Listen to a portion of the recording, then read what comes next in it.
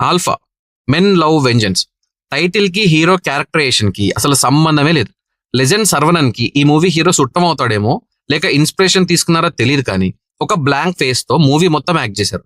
ఒకటే ఎక్స్ప్రెషన్, అది ఎలాంటి సీన్ అయినా సరే. ఎందుకు సర్వనన్ ఇంక్లూడ్ చేశా అంటే ఆయన మూవీస్ కి ఆయనే ప్రొడ్యూసర్, ఈ మూవీకి హీరోనే ప్రొడ్యూసర్. సో ఆల్మోస్ట్ ఇద్దరు సేమ్ థాట్ ప్రాసెస్ లో ఉన్నట్టు అనిపించింది. సరే, ఇంకా మూవీ ఎలా ఉంది, నా ఎక్స్పీరియన్స్ ఏంటో డీటెయిల్ రివ్యూలో మాట్లాడేసుకుందాం. దానికన్నా ముందు మన ఛానల్ ఇంకా సబ్స్క్రైబ్ చేసుకోకపోతే ఇప్పుడే సబ్స్క్రైబ్ చేసుకోండి, సపోర్ట్ చేయండి. Thank you. అర్జున్ కి తన ఓన్ గా ఏదైనా బిజినెస్ చేయాలి, ఎవరు సపోర్ట్ లేకుండా సక్సెస్ అవ్వాలనేది గోల్. అయితే అర్జున్ వాళ్ళ ఫాదర్ శక్తి సిన్సియర్ పోలీస్ ఆఫీసర్, ఆయనకు మాత్రం అర్జున్ ఐపీఎస్ అవ్వాలనేది డ్రీమ్. శక్తి వర్క్ చేస్తున్న ఊర్లోకి చాలా ఎక్కువ క్వాంటిటీలో డ్రగ్స్ ని సిటీలోకి ఎంటర్ అయ్యేలా చేయాలి అనుకుంటారు గ్యాంగ్. దీన్ని శక్తి ఆపుతాడు. ఆ తర్వాత ఈ గ్యాంగ్ శక్తిని ఏం చేశారు, శక్తి అనుకున్నట్టు డ్రగ్స్ ని రాకుండా రెస్ట్రిక్ట్ చేశాడా? ఈ ప్రాసెస్ లో అర్జున్ కి తెలిసిన ట్రూత్ ఏంటి, తర్వాత ఎలా చేంజ్ అయ్యాడు, వాళ్ళ ఫాదర్ కి జరిగిన దానికి అర్జున్ తీసుకున్న వెంజెన్స్ ఏంటి, ఇది రెస్ట్ ఆఫ్ ది స్టోరీ.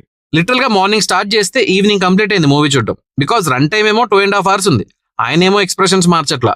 కొన్ని స్టోరీ ఏదైనా కొత్తదా అంటే అది కూడా కాదు. నాకైతే చాలా సినిమాలు రిమైండ్ అయ్యాయి మూవీ చూస్తున్నప్పుడు. ఒక హానెస్ట్ ఫాదర్ తెలుసో తెలియక ఒక గ్యాంగ్ చేసిన మిస్టేక్ ని ఎదురిస్తాడు. దీంతో ఈ గ్యాంగ్ అతని మీద కోపంతో ఏదో ఒకటి చేస్తారు. దానికి హీరో ఎలా రివెంజ్ తీర్చుకున్నాడు, మెయిన్ ప్లాట్ అంతా ఇదే. నాకైతే నా పేరు శివ స్టోరీకి కొంచెం సిమిలర్ గా అనిపించింది. ఫస్ట్ హాఫ్ అంతా ఇదే ఉంటుంది. ఇంకా సెకండ్ హాఫ్ కి అది ఇంకో స్టోరీ, మళ్ళీ ఒక 4-5 మూవీస్ కలిపి దాన్ని డిజైన్ చేశారు. రైటర్ మాత్రం కంప్లీట్ గా కన్ఫ్యూజ్డ్ స్టేట్ ఆఫ్ మైండ్ లో ఉన్నారు అనిపించింది. అసలు ఒక క్యారెక్టర్ డెవలప్మెంటే లేదంటే ప్రోగ్రెషన్ ఇంకా వర్స్ట్ గా ఉంది. From the first scene forcible గానే స్టార్ట్ అవుతుంది.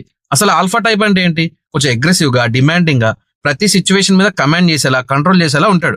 ఇంకొన్ని క్వాలిటీస్ కూడా ఉంటే ఆల్ఫా అంటారు. మరి ఇక్కడ హీరో తప్ప అన్ని చేశాడు. అగ్రెసివ్ గా ఉన్నాడు అంటే ఉన్నట్టే ఉన్నాడు, కానీ ఎక్స్ప్రెషన్ లో అర్థం కాల. ఎమోషనల్ గా ఏదైనా చేశాడు అంటే చేసే ఉంటాడు, ఎక్స్ప్రెషన్ లో అర్థం కాల. పోనీ సీరియస్ గా ఏదైనా చేశాడంటే స్టార్టింగ్ నుంచి అదొకటైతే ట్రై చేశాడు. అన్న నవ్విన అర్థం కావట్లా, బాధపడ్డ అర్థం కావట్లా, ఏడ్చిన అర్థం కావట్లా. ఇంత యాక్టింగ్ చేయడం హైలీ ఇంపాసిబుల్. అది సర్వనన్ సార్తోనే అవ్వద్దు అనుకున్నా, కానీ సార్ కి వారసుడు దొరికేశాడు.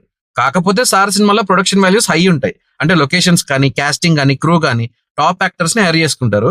వారసుడు డమ్మీ యాక్టర్స్ ని, సైడ్ యాక్టర్స్ ని యూజ్ చేసుకున్నాడు. హీరో గారు మీకు ప్రొడ్యూస్ చేయాలనిపిస్తే సబ్జెక్ట్ ని మంచి స్క్రీన్ ప్లే రైటర్ కి ఇస్తే బెటర్ స్క్రీన్ ప్లే ఉంటుంది. తర్వాత కొంచెం తెలిసిన హీరోని పెట్టి తీస్తే ఎంతో కొంత రీచ్ ఉంటుంది. అంతేకాని నేనే తీస్తా, నేనే చేస్తా అంటే చాలా కష్టమైపోద్ది. అసలు ఫాదర్స్ అనే ఎమోషన్ చాలా ఇంపార్టెంట్ ఈ మూవీలో, కానీ వీళ్ళ మధ్య కొంచెం కూడా కనెక్షన్ ఫీల్ అవ్వం మనం. ఫస్ట్ హాఫ్ కొంచెం బెటర్ గా ఉంది compare to second half. At least కొన్ని ఫైట్స్ ఉంటాయి, కొంత ఇన్వెస్టిగేషన్ ప్రాసెస్ ఉంటుంది. ఇక సెకండ్ హాఫ్ మొత్తం హీరో ఉన్న ఎక్స్ప్రెషన్ తప్ప ఏముండదు. ఇంకా తెలుగు డబ్బింగ్ అయితే ఘోరం. సో ఇంకా సినిమా ఎలా ఉందంటే రొట్టా స్టఫ్ విత్ అన్బేరబుల్ పర్ఫార్మెన్సెస్. నా వరకు ఇదొక టైం వేస్ట్ ఎంటర్టైనర్. మీరు మూవీ చూస్తే మీకు ఎలా అనిపించిందో కామెంట్స్ లో మెన్షన్ చేయండి. మూవీ ప్రైమ్ లో తెలుగులో అవైలబుల్ గా ఉంది. నా రివ్యూ నచ్చితే సబ్స్క్రైబ్ చేసుకోండి. Thank you for watching.